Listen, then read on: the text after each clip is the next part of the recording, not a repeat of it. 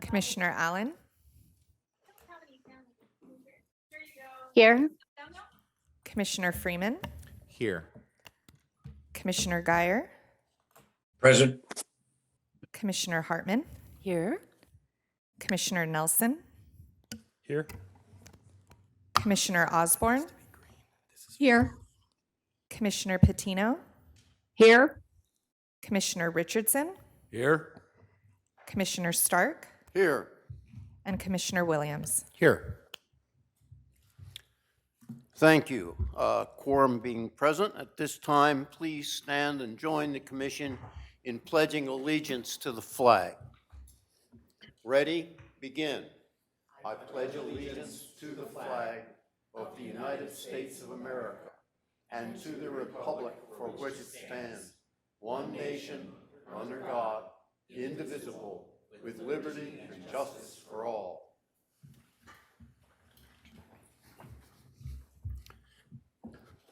Thank you. Hope everyone is safe. The next item of business is the Assembly Bill 361 determination. Madam Clerk, are there any requests to speak from the public on this? Chair Stark and members of the commission, we have no request to speak on this item. Thank you. Is there any discussion from the commission? Hearing none, I would entertain a motion to approve the Assembly Bill 361 determination. So moved. Second. There is a motion, there is a second. Is there further discussion? Hearing none, Madam Clerk, would you please call the roll? Commissioner Freeman, Aye. Commissioner Guyer, Aye. Commissioner Hartman, Aye. Commissioner Osborne, Aye. Commissioner Patino, Aye. Commissioner Williams, Aye. Chair Stark. Aye. Motion passes unanimously. Thank you. The next item of business is the approval of minutes from the December 8th, 2022 meeting. Move approval. Is there a second?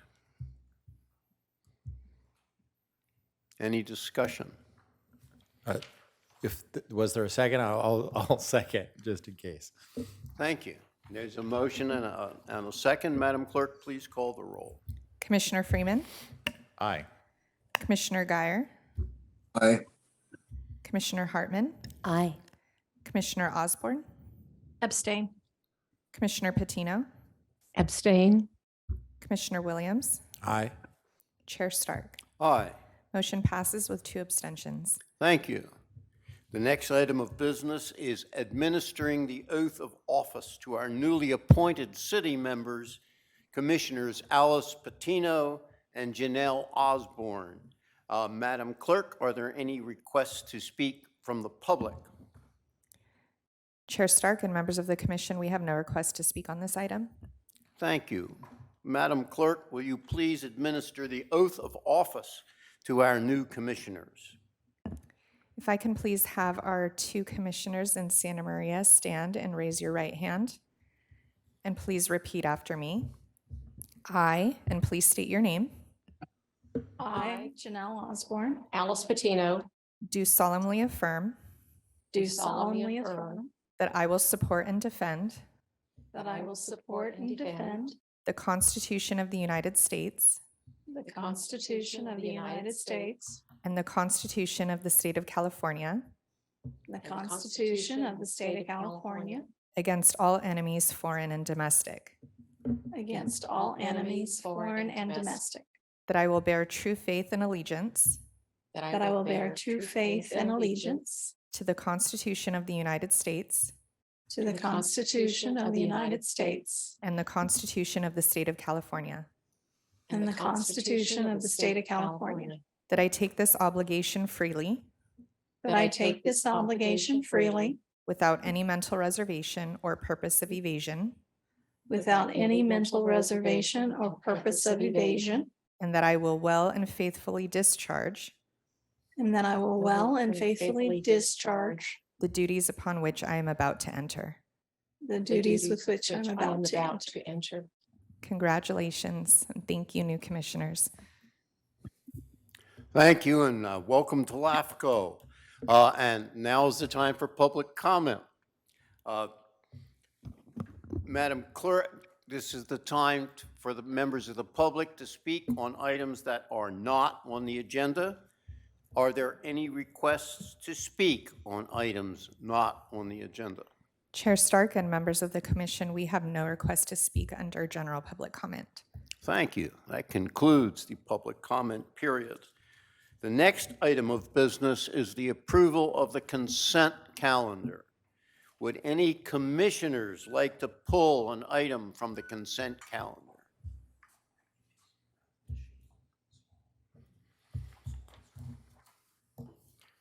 Or is there any public comment on any item on the consent calendar? Chair Stark and members of the commission, we have no request to speak on this item. Thank you. If there is no further discussion, I would entertain a motion to approve the consent calendar. Move that we approve the consent calendar. We have a motion. Is there a second? Second? Any further discussion? Hearing none, Madam Clerk, please call the roll. Commissioner Freeman, Aye. Commissioner Guyer, Aye. Commissioner Hartman, Aye. Commissioner Osborne, Aye. Commissioner Patino, Aye. Commissioner Williams, Aye. Chair Stark. Aye. Motion passes unanimously. Thank you. The next item is business item number 1. Will the clerk please read that item into the record? Chair Stark and members of the commission, business item number 1 is the selection of chair and vice chair for 2023. Is there a presentation? Mr. Prater? I'll give a brief presentation, sure, Chair, thanks. And Happy New Year to everybody.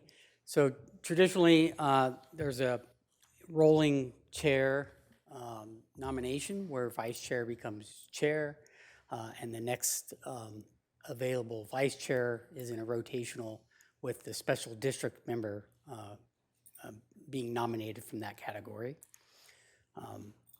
That is tradition. That is not necessarily the way it has to be done by this commission. So it's at the pleasure of the commission. But essentially, you open it up for nominations for chair first, elect that individual, and then secondly, do vice chair. Thank you. That being said, my understanding is traditionally it rotates public, county, district, city in that order. So the current vice chair, supervisor, and Commissioner Hartman is next up for this exalted duty. And I would entertain, that would normally be the course of business, and then we would entertain motions for vice chair from amongst the district members. Is that the normal course? I think for consistency, we'd want a nomination for the for the regular chair position. So I would entertain a motion for the nominations for the regular chair position for the next year. I will move that Director Hartman be named chair. That's a nomination. Council, do we need a second on a nomination? Yeah, I would entertain a second on the nomination. I would second. We have a motion and a second. Is there any discussion? Or is there any requests to speak from the public? Chair Stark and members of the commission, we have no request to speak. Thank you. I would call the roll in the unopposed nomination. We should vote, not do this by acclamation, right? I would ask Madam Clerk, call the roll, please. Commissioner Freeman, Aye. Commissioner Guyer, Aye. Commissioner Hartman, Aye. Commissioner Osborne, Aye. Commissioner Patino, Aye. Commissioner Williams, Aye. Chair Stark. Aye. Motion passes unanimously. Now, if I might ask the question, now's when we switch chairs, and then newly appointed Chair Hartman has the motion for the vice chair. Is that right? Yeah. Thank you. You might want to plug in your laptop.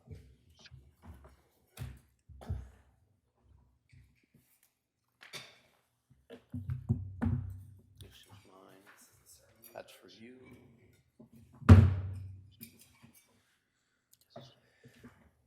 The passing of the name tags doesn't sound quite as glorious as passing of the gavel, does it? Well, thank you, Director Stark. You were a great leader and very inspiring in your role, and I'll try to follow well in your footsteps. Thank you. All right, so now nominations for the vice chair. Director Williams. Well, I'd like to nominate Director Freeman. He has seized the bull by the horns so much in this role, both in terms of how much he's checked in with special districts and how much he applies himself at LAFCO. I think he'll be a great vice chair and hopefully a great chair after that. And may I have a second? Second. All right, Madam Clerk. Commissioner Freeman, Aye. Commissioner Guyer, Aye. Commissioner Osborne, Aye. Commissioner Patino, Aye. Commissioner Stark, Commissioner Williams, Aye. Chair Hartman. Aye. Motion passes unanimously. All right. So turning to business item number 2, Madam Clerk, would you read that into the record, please? Chair Hartman and members of the commission, business item number 2 is a continued item from our December 8th, 2022 meeting. It is to receive a report, give direction on whether LAFCO must have an Internal Revenue Service, IRS Form W-2, or Form 1099 issued to commission and to delegate authority to the executive officer to sign a professional agreement with Payroll Vault to provide payroll services for salaried employees consistent to the terms set forth in the Payroll Vault proposal dated December 16th, 2022, for a cost of $101 per pay period, a setup fee of $99, as well as other miscellaneous fees for issuing W-2s. Mr. Prater? Thank you, Chair. So this item is a continuation from our December meeting, essentially where I tried to kick all of the commissioners off of W-2s and move you to 1099. The short answer is we had our legal counsel look into that, and the easiest way to do this is to keep you as a W-2 employee. And so all commissioners will remain as a W-2 using ADP as our payroll services, which you're already set up under and operate under. And that we would transition the 2 salaried employees to Payroll Vault as our payroll service provider. And so they've attached to this is the contract agreement for their services that would transition the 2 of us. So essentially, the commission has already authorized Payroll Vault back last year in summer of last year, in which Payroll Vault was going to take all of us. We ended up with a little bit of a snafu in their software that couldn't continue to That helps. maintain our service. Yeah. And so we are just going to now move the Leave 2 lights on us, employees. but darkens the screen. Yeah. Director Osborne, I think your mic may be on. Oh, thanks. So with that, we're recommending that the commission go ahead and give us direction to remain with ADP for the commissioners on W-2 forms and transition staff to Payroll Vault per the contract. And do any of us have any questions? We're commissioners, not directors. I got to get that straight. And in Santa Maria, Commissioner Osborne, Patino, any questions on this? None for me. None. I did have one. So do we have to pay more then, given we've got 2 different vendors? It looks like it's going to work out to be about the same. So ADP will be smaller because it's based off of total payroll, and the commissioner's payroll is much smaller than staff's. So their payroll should drop significantly and compensate with Payroll Vault. Okay. And Madam Clerk, any public comment on this item? Chair Hartman and members of the commission, we have no request to speak on this item from All the right. public. And this is informational. We don't really need a vote on this. Is that correct? No, we do need a vote. We do. To authorize the executive officer to execute the agreement with Payroll Vault. May I have a motion? I'll move to approve. Chair, Commissioner Guyer. Okay, and may I have a second? Second? Osborne seconds. I think Williams was first to the draw there. All right, Madam Clerk. Commissioner Freeman, Aye. Commissioner Guyer, Aye. Commissioner Osborne, Aye. Commissioner Patino, Aye. Commissioner Stark, Commissioner Williams, Aye. Chair Hartman. Aye. Motion passes unanimously. All right, and turning next then to item number 3, Madam Clerk. Business item number 3 is to receive and file a report on the 2022-2023 commission activities and adopt a work plan for 2023. Mr. Prater. Thank you again. So we do have a little PowerPoint here to go over the great work that we had performed for 2022, and then give you a little heads up on what 23 might look like. So first of all, this is traditionally when we meet with the commission at the beginning of the year. It's an appropriate time to go over what we've accomplished in the last year and set our priorities and goals for the upcoming year. So in 2022, the commission held 9 meetings. We considered a number of different variety of issues and proposals that were approved by this commission.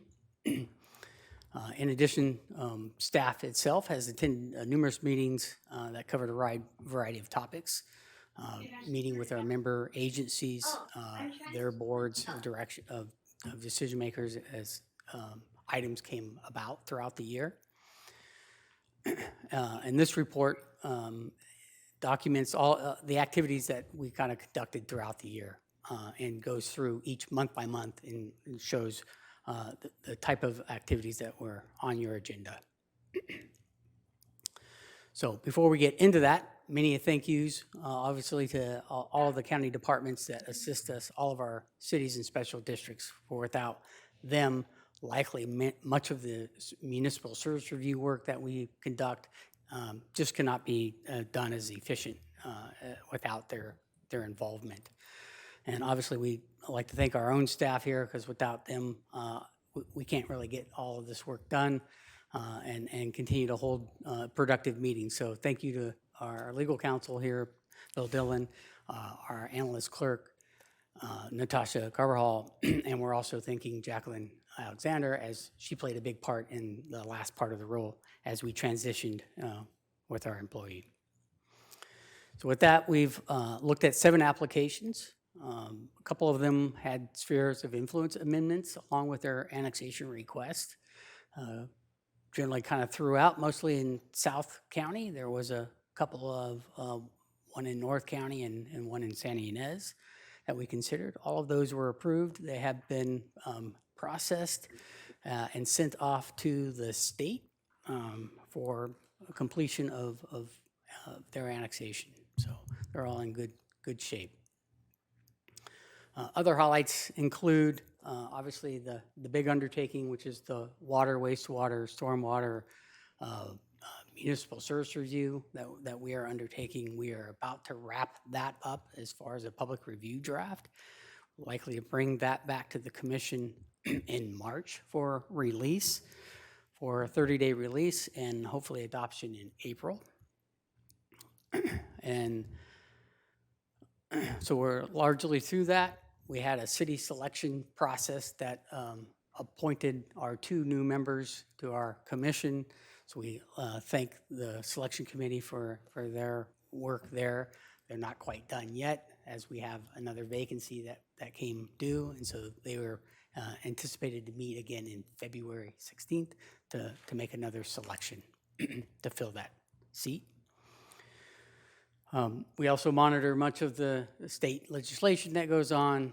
Your executive officer participates with LAFCO and their LEDGE committee team, and we monitor all of that activity, and we present all that work for the commission to consider about whether or not you want to take positions or not throughout the year. And then lastly, we adopt, obviously, the budget, and and all the fiscal responsibilities that come with that. So with that, it was a very productive 2022. 2023 has already got off to an eventful start in many ways. I think the activity in LAFCO Ease is also going to pick up for 2023. There looks to be at least 20 applications on the horizon that will likely come forward, and we'll walk through those briefly. And then as we hopefully wrap up with our municipal service review for water and wastewater and stormwater, we are going to start immediately on transportation, which looks at parking, street sweeping, street beautification, street lighting, transit and airport services. And there are 23 agencies that are involved with those types of services throughout the county. And so we're embarking on another big MSR project. Not to mention that we're going to do all those other activities that we're responsible to do and manage. So we're going to keep it going.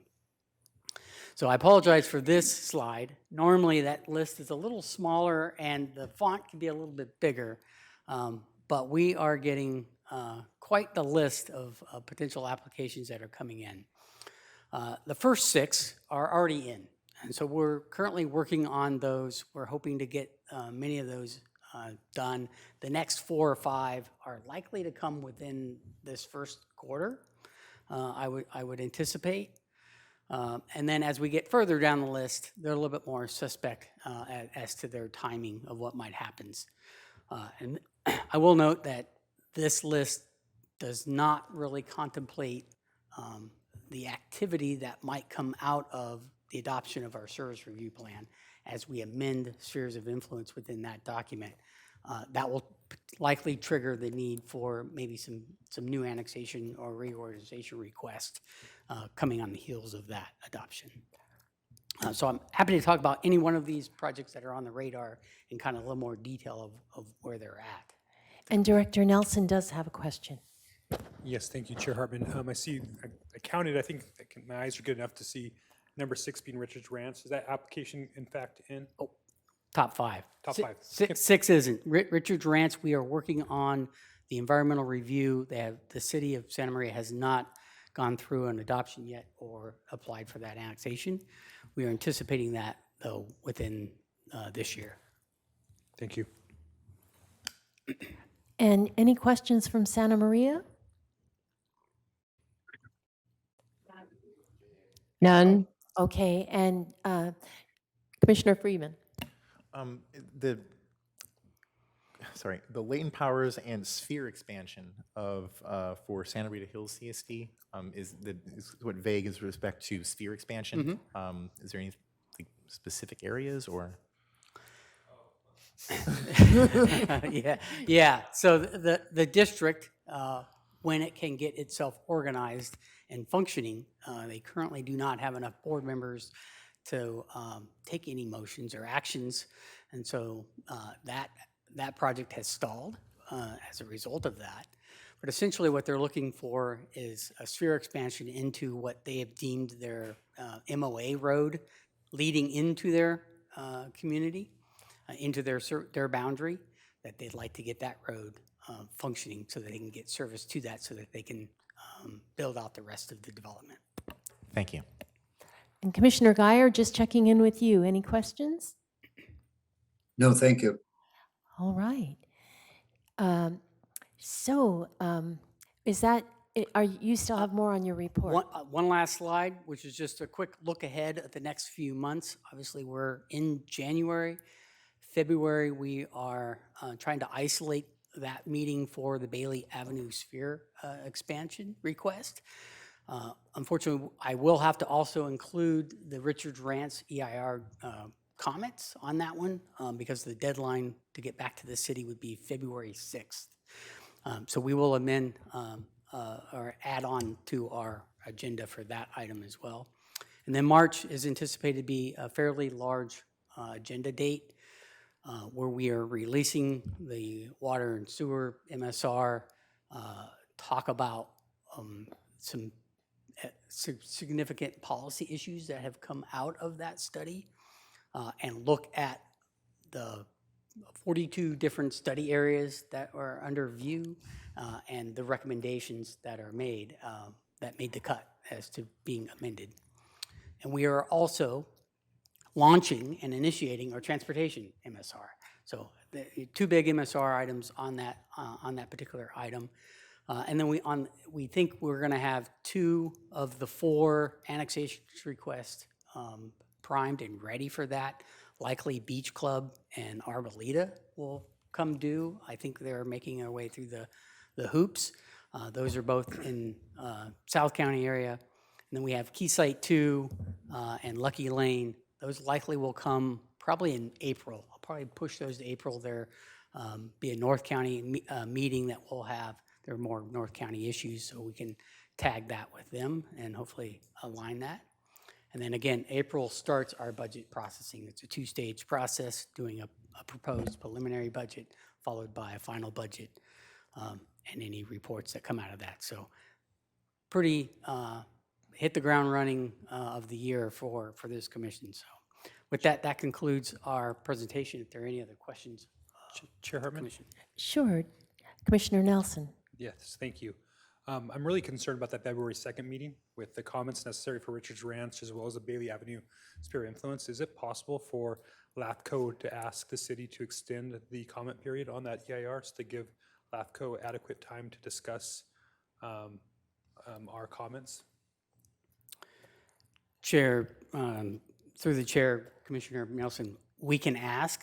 The city will meet its mandatory deadline, statutory deadline for their EIR, and they can move forward. So I wouldn't want to lose the opportunity to provide comments.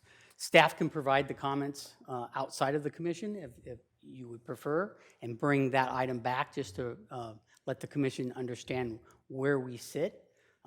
My preference is that I present what I feel are appropriate comments on that document to the commission and get the commission's look at that and essentially support of the direction. So that way, if an application does come forward, we are sure that the EIR can address the needs of LAFCO. Sure. I guess my question is a little bit, is it possible, maybe this is for council, is it possible in an environmental document for a jurisdiction to extend the comment period? Offhand, I would say yes, it is possible. The timelines in CEQA tend to be minimum comment period requirements. There's a Permit Streamlining Act issue in there usually, but if it's an EIR, the time to act on a permit application doesn't, I think, begin until the document is certified, so that should not be an issue. But so I think they can do it if they want to. What I was just suggesting, because what Bailey Avenue Sphere discussion is something that's been long in the works. It's probably going to be a lengthy meeting. Board members get tired, and the quality of deliberations sometimes go down after a period of time. So I do think, I would hope that the city might be able to accommodate LAFCO, because knowing that LAFCO is going to be a big part of this process moving forward, that they'd really want our comments. And so I think maybe working with the executive director could make that request to the city. And if they say no, then absolutely we have to have it before comment period ends. But if they say that if they're willing to accommodate LAFCO, extend the comment period, I think that's worth asking for the value of the conversation that we can potentially have as a commission. And Commissioner Stark, and then you can reply. Yes, if I might ask a question, do I assume correctly we're a responsible agency with respect to Richards Ranch? Correct. So there might be we have a reason to express concern that the EIR is adequate for our purposes, right? Correct. So then there might be a reason for us to accommodate us if they can. Mr. Prater. Obviously, I have no issue with asking for that request, and it would be great if we could have the time. I would hope the city would be able to grant that, but just in case, we may anticipate putting that on the agenda. Understood. I think that's reasonable. Okay. Madam Clerk, is there any public comment on this item? Chair Hartman and members of the commission, we have no request to speak on this item. And so I have it in my notes that we don't need a vote. Is that correct? No, we need a motion to accept the work plan for Okay. 2023. Actually, Madam Chair, it's noticed to adopt the work plan, because I was Okay. just checking the. Yeah, notice here. yeah. I Receive and gotta file get my and script adopt. squared away. All right, may I have such a motion that we accept our work plan? Mr. Freeman? I make that motion. I will second it with the understanding that it's a plan, so we get as much business as we can feasibly accommodate. All right. Madam Clerk? Commissioner Freeman, Aye. Commissioner Guyer, Aye. Commissioner Osborne, Aye. Commissioner Patino, Aye. Commissioner Stark, Aye. Commissioner Williams, Aye. Chair Hartman. Aye. Motion passes unanimously. All right, turning to business item number 4, Madam Clerk? Chair Hartman and members of the commission, business item number 4 is to adopt a resolution that amends the Commissioner Handbook, Section 9, Budget and Financial, Subsection M, Annual Contribution to Commission Net Operating Expenses, delegating authority to the executive officer to make requests to the county auditor pursuant to Government Code Section 56381C regarding late payment of annual contribution by the county, cities, and special districts. Mr. Prater? Thank you, Chair and Commission. So this item, again, was briefly presented to bring back to the Commission for an adopted policy that does just what the clerk read, which is set the terms based on the Government Code 56318C. That would essentially set a couple of key dates, one being December 7th and the other being prior to March 31st. And essentially what the policy is aimed at doing is allowing LAFCO staff to reach out to our member agencies that have not been able to make the payment in a timely fashion. And if they're not able to make it within those timeframes, then at the option of delegated authority to the EO, we could reach out to the county auditor's office to seek those payments through that mechanism. And so it's a pretty simple policy that states that. I will note that we are including with this kind of a standard protocol, which is to, in September, have LAFCO staff reach out to those agencies, informing them that they are about to reach that deadline before we were to take this sort of action. And that could fall in a number of ways. A formal letter, which has been attached.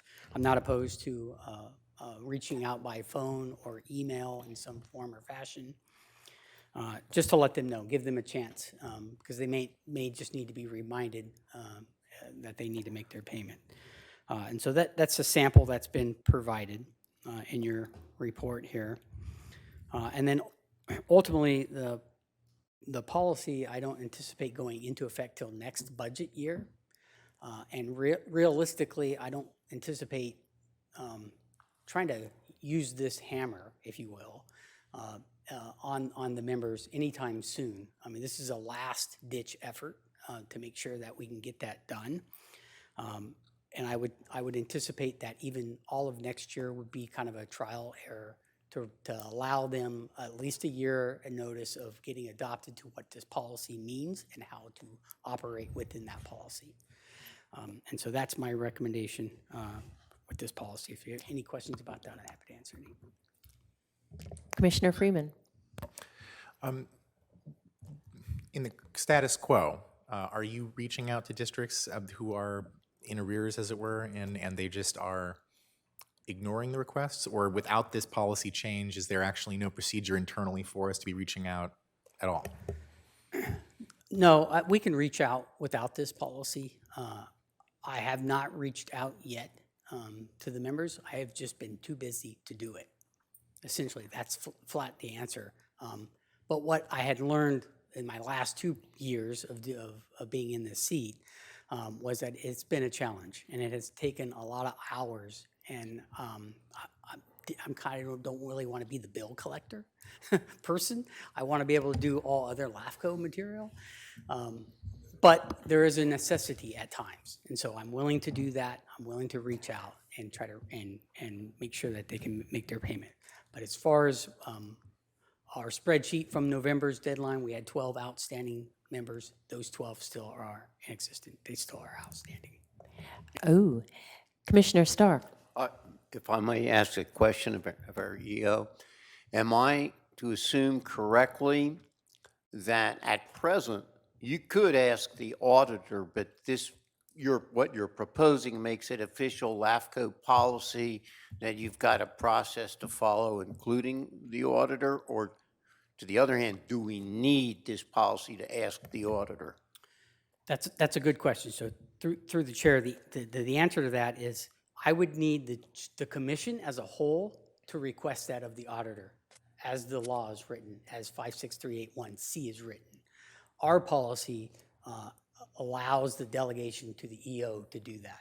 So that's one of the changes within this policy that we're asking for. The real crux of why I think the policy is prudent is it allows me, when I reach out, to cite a policy that reminds them that that code section could be implemented. Not that we would implement it, but it sort of it gives that influence for them to take any action rather than continue to wait until the end of the year. And go ahead. Slight follow-up question. There are districts in arrears, potentially, reaching out and asking them. But before that, is there a stage where we send out essentially just like a form invoice or bill, or do we just assume that the districts know that they should be turning in the amount of money that they should be turning in because the law says they should? Yeah, another good question. So the protocol there is the commission adopts the budget. I transmit that budget to the auditor's office. The auditor's office is then in charge of sending out those invoices, collecting that revenue, and depositing that money into the treasury. So LAFCO kind of is out of the wheelhouse of that role.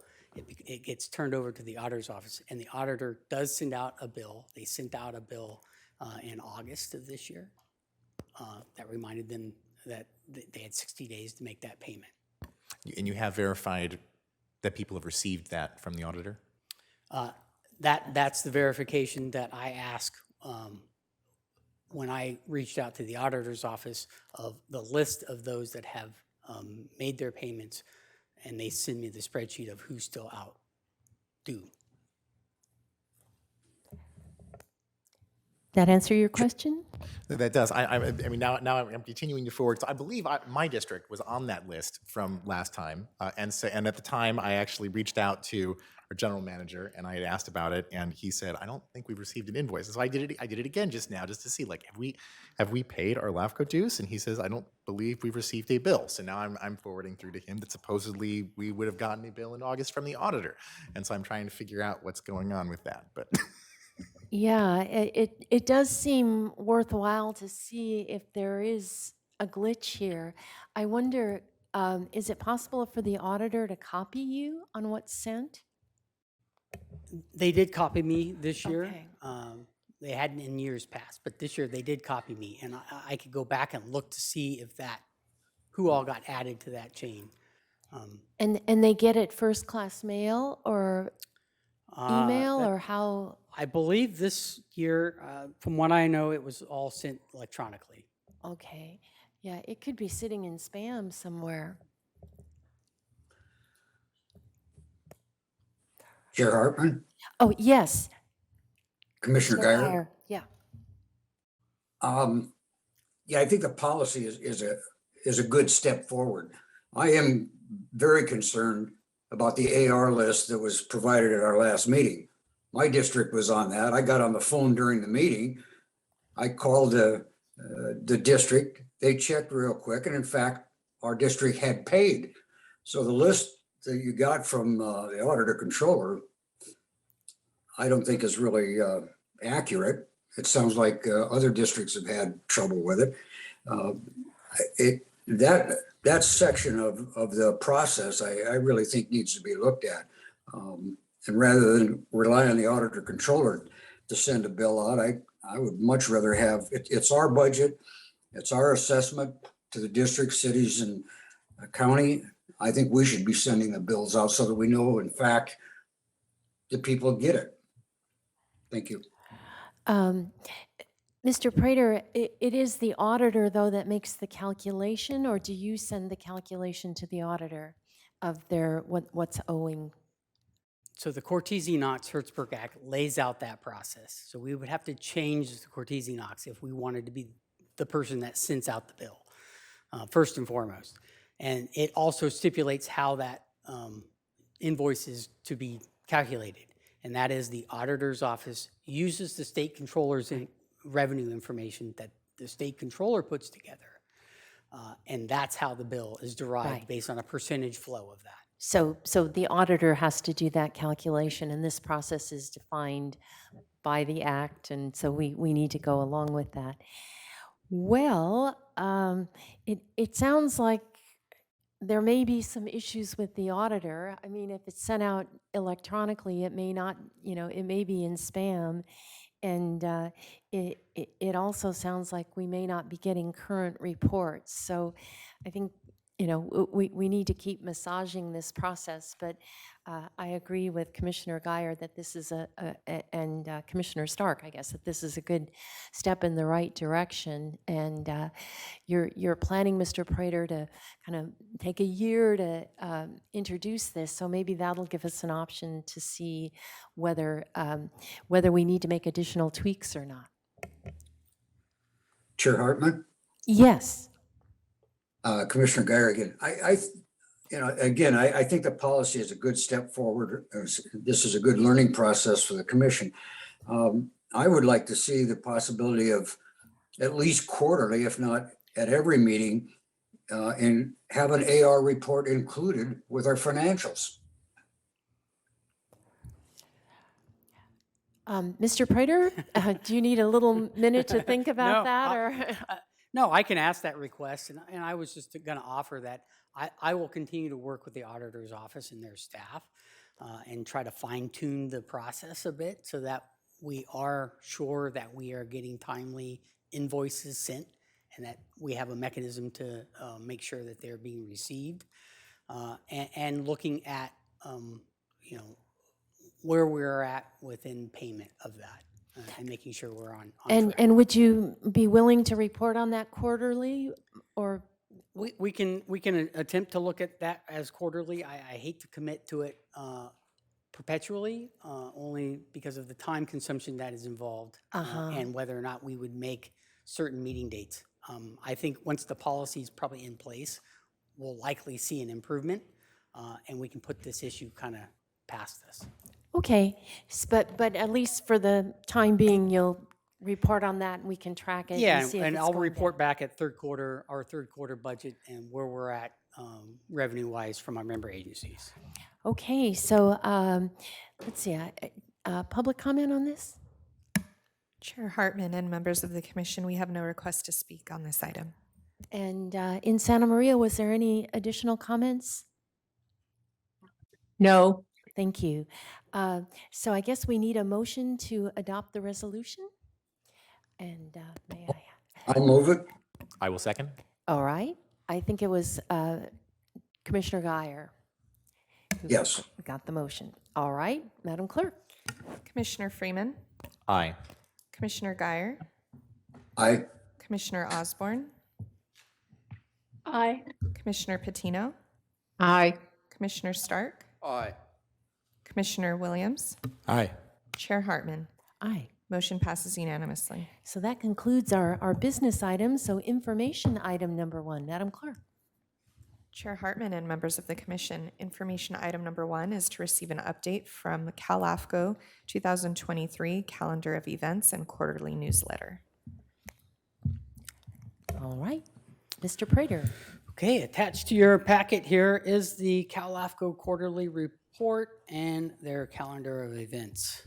And essentially, I think I just mainly want to go to the calendar events here to remind the commission there are a number of activities that are forthcoming here. So it looks like Cal LAFCO is offering a university webinar class in February. They likely will offer that via Zoom. And if you'd like to sign up for that, just let me know. We can get you registered for that. Looks like there are a number of other Cal LAFCO Legislative Committee member meetings that we'll attend. And then there is a staff workshop in April, and that is in Murphy's, California. And so likely the three of your staff sitting here at the table will attend that staff workshop, and we'll gear up and prepare for that. And there are a number of other board member meetings of Cal LAFCO, of which we have our Commissioner Stark that sits on the board that will be attending those meetings as well. So if there's anything on that list of activities that you're interested in or want to know more about, go ahead and reach out to me.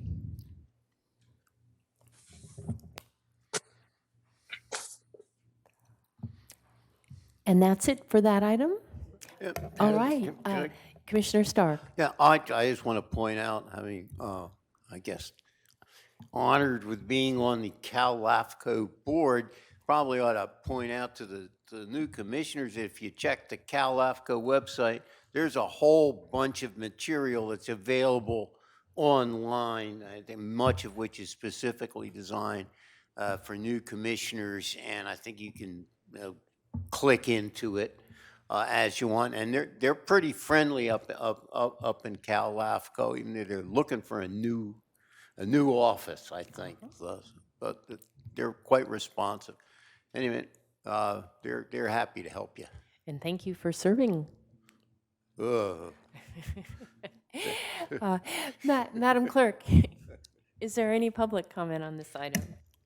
Chair Hartman and members of the commission, we have no request to speak on this item. All right, and for this, there is no motion needed. So information item number 2, would you read that into the record? Chair Hartman and members of the commission, information item number 2 is to receive and file a report on the UCLA Planning and Land Use Conference to be held January 21st, 2023. Mr. Prater. Thank you, Chair. This is placed there to remind commissioners that the UCLA Extension course does offer a planning and land use conference that everybody is open to attend. This year it's not on January 21st. That's a typo. It's actually January 27th. And LAFCO pays for your attendance to attend that as a commissioner. Now, there is some debate about whether there is in-person only or virtual. Now, we have So we don't know the answer to that we yet? apparently don't know the answer to that. I reached out to the UC Extension course coordinator. They informed me through email that it was in-person only this year. But we had 2 colleagues that are signed up for it, and one of them got an email back that said, you can attend virtually. So hopefully they may have changed their tune on that and allow the virtual meeting, because that does open it up for more to attend. And that would be nice to see. So, And Commissioner Stark, you're often an attendee at this conference, I right? actually think I had actually, just to confess how old school I am, I believe I attended the first UCLA land use planning. How long ago was that? That's like 36 or 37 years ago. It's been a while. In any event, I would strongly urge particularly the new members to attend this. It's a very substantive, intensive conference, particularly if it's virtual and you don't have to travel to LA. It costs a bunch of money, but it's highly substantive and well worth it. Will you be attending this year? Yes, I have to figure out, in order to get there, I probably have to figure out how to manipulate the senior discount train ticket. Mr. Prater. just a reminder, so the way it works is you would fund this and then ask for a reimbursement of LAFCO. And do you know of any other commissioners who are planning to attend? No commissioners, our legal counsel has signed up. Oh, okay. You might be able to get a ride. Commissioner Nelson. Yes, thank you, Chair Hartman. Very interested in attending if it's future virtual, so if you could pass that along to the commission once you guys confirm that one way or the other. And Commissioner Williams. What was the location? UCLA, I think. You saw it? In person, it's in LA. So I just want to make sure you ask, well, we'd probably say yes. We have a fleet of Chevy Volts, all electric, 260 miles range. If you are, you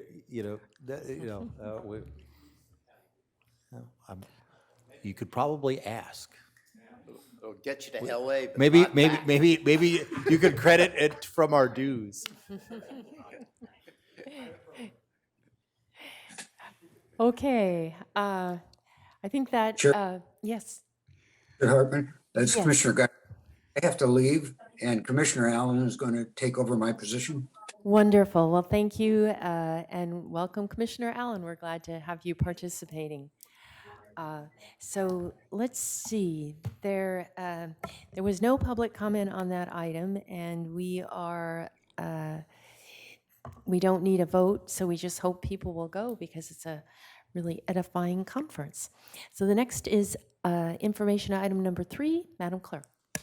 Chair Hartman and members of the commission, information item number 3 is to receive a briefing on AB 2449 Rubio regarding new Brown Act teleconferencing requirements for local legislative body members to remotely participate in agency public hearings. Mr. Prater? This will be Mr. Dillon for this presentation, so this will be a good one to pay attention to, as it will affect our future meetings. Madam Chair, members of the commission, Bill Dillon, legal counsel for LAFCO. I'm not sure this is the first slide. Okay, this is just the introductory slide. The 2 grounds to keep in mind that we're going to discuss is you can remotely participate in a legislative meeting on 2 different grounds under this new statute, where there is just cause and during emergency situations, as those terms are defined in the statute.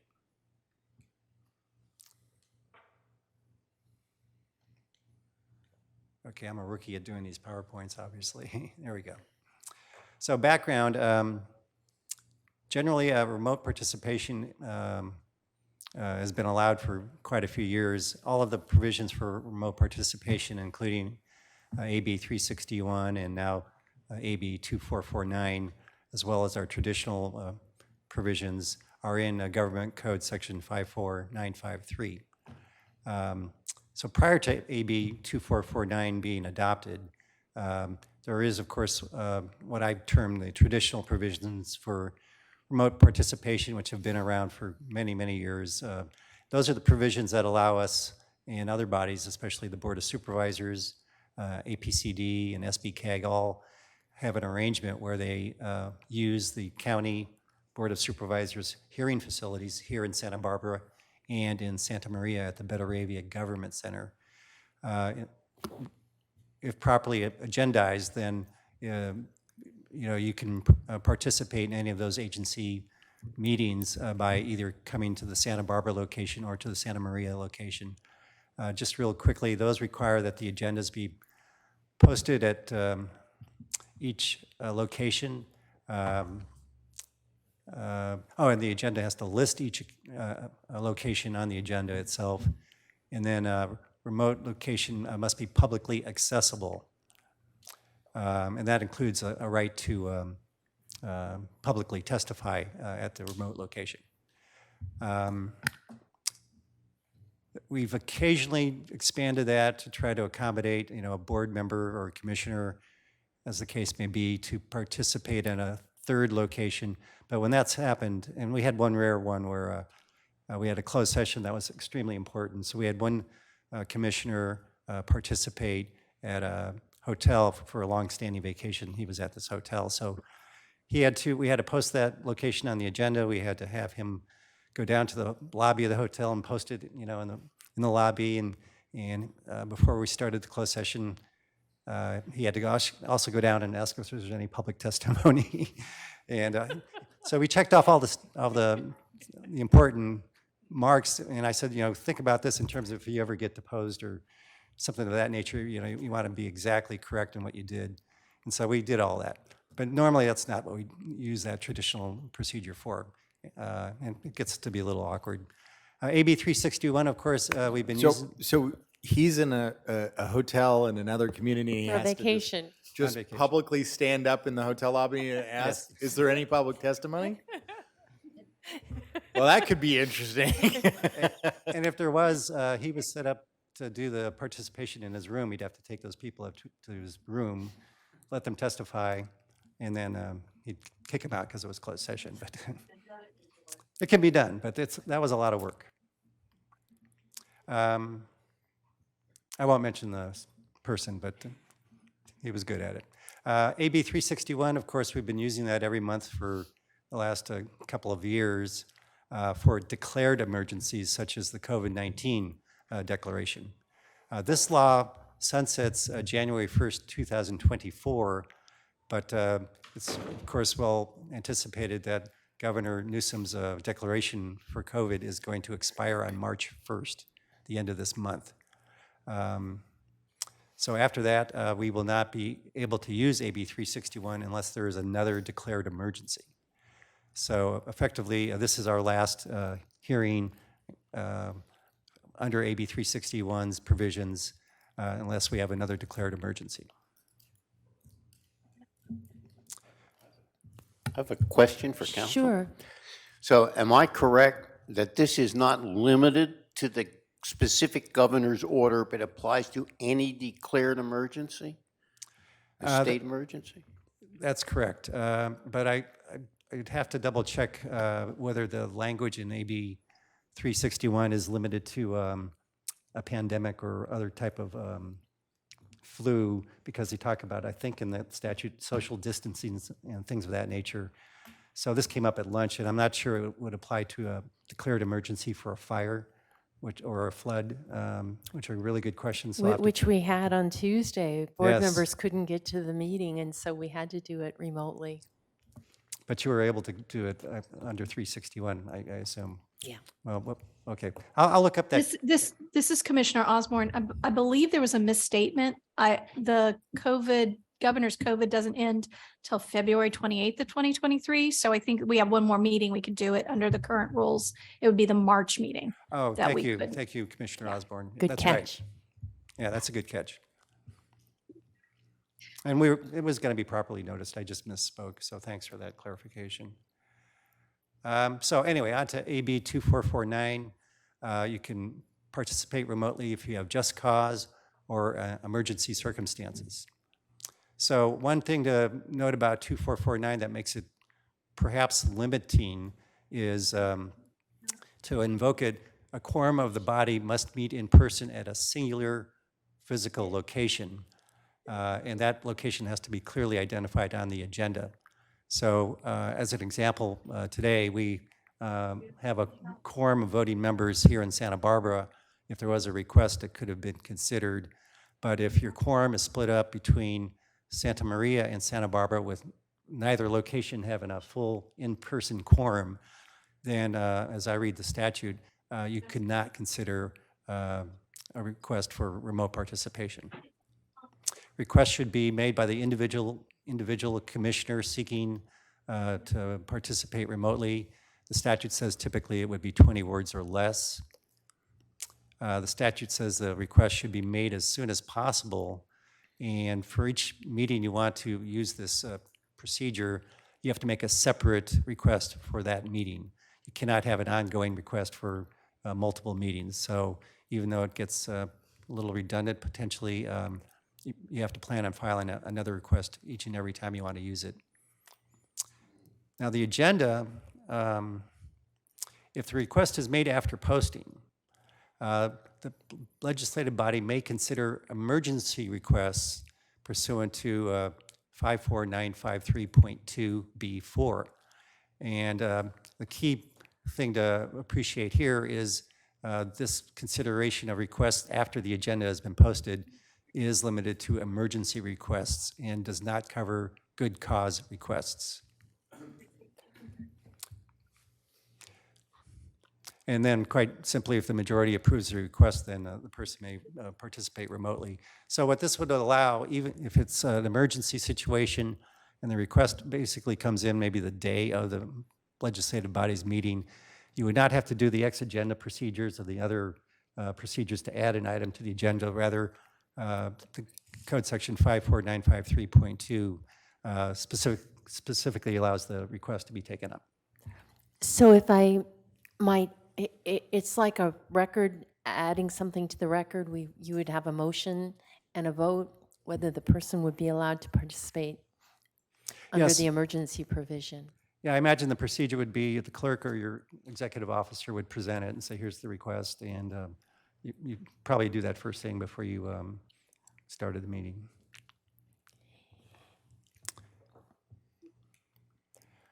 And I did include the statute in case, given this limitation, and I've seen some of the discussions on the Special District Association blog, this point is not always appreciated, so just to make sure it was clear, it's limited to emergency circumstances. And could you distinguish between emergency and good cause? I think you're. That'll come up in the next slide. Oh, Yeah. okay. Those are those are statutorily defined. So, definitions of emergency circumstances. It's really short, and it means physical or family medical emergencies that prevent the member from attending in person. I've not yet seen any legislative history on what exactly this means. I don't know if it's meant to say, for example, certainly it means family medical emergencies, but physical, is it physical medical emergencies or just physical emergencies? I'm not sure how to tease that apart. There are going to be some meetings like the staff workshop for CAPCO where I get to talk to my colleagues about issues like that. But and also, I know the county often tracks these types of things. We might, check with some of our other colleagues on what the legislative history is here. My gut reaction is that physical means physical medical emergencies or family medical emergencies. And so maybe more on that later. A narrower interpretation. I think so, but if any physical emergency would be a very broad, quite easily interpreted provision. So anyway, we'll get more on that when we can. Just cause, I'm sorry, that's not a little bit bigger font. But this is in the statute, and I'll quickly go through it. It means any of the following, and the first one is child care or caregiving, need of a child, parent, grandparent, grandchild, sibling, spouse, domestic partner, that requires them to, that requires the commissioner to participate remotely. The definitions of all those terms are in the Government Code Section 12945.2. So it's actually pretty broad. I mean, if you have child care or parent care issues or anyone else that fits one of these categories, then if you anticipate it and get the request in and on the agenda, that could be considered. If you miss the agenda, then you cannot pursue it. If you have a contagious illness that prevents the member from attending in person, I don't know that would, I guess it's an illness that's not a physical medical emergency or family medical emergency. There's maybe a broader consideration of other, just COVID. COVID or just bad flu, and you don't want to Yeah. contaminate anybody. A need related to the physical or mental disability as defined in the Government Code section, not otherwise accommodated in subdivision G. And then travel while on official business of the legislative body or another state or local agency. So the one hypo I can think of on this one is if we had a commission meeting set for our usual Thursday meeting, and if your representative to Cal LAFCO, Mr. Stark, had to be at a Cal LAFCO meeting in Sacramento maybe the next day, getting from Santa Barbara up to Sacramento for a morning meeting on Friday might be difficult, and so he could consider making a request to participate remotely from Sacramento and then make the Cal LAFCO meeting. And it does not have to be necessarily business of LAFCO. It could be business of the legislative body or another state or local agency. So if you have county or special district or city business that presents the same kind of conflict, you could look into that.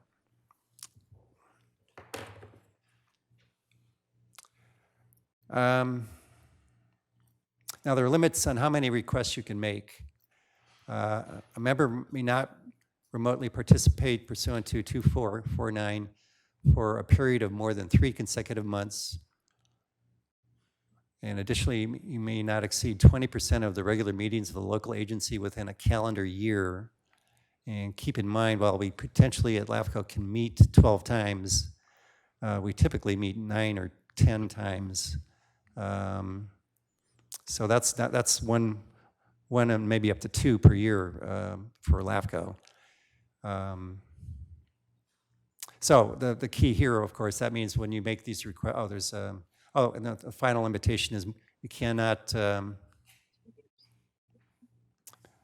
have more than 2 meetings if the local agency meets less than 10 times per year. So there's that limitation as well. So another important thing to do if you start making these requests is we have to track, and you should track, how many requests you make so that we don't exceed the limits in the statute. And that's my presentation, Madam Chair. Any comments or questions? Okay, any commissioners have questions? Commissioner Freeman.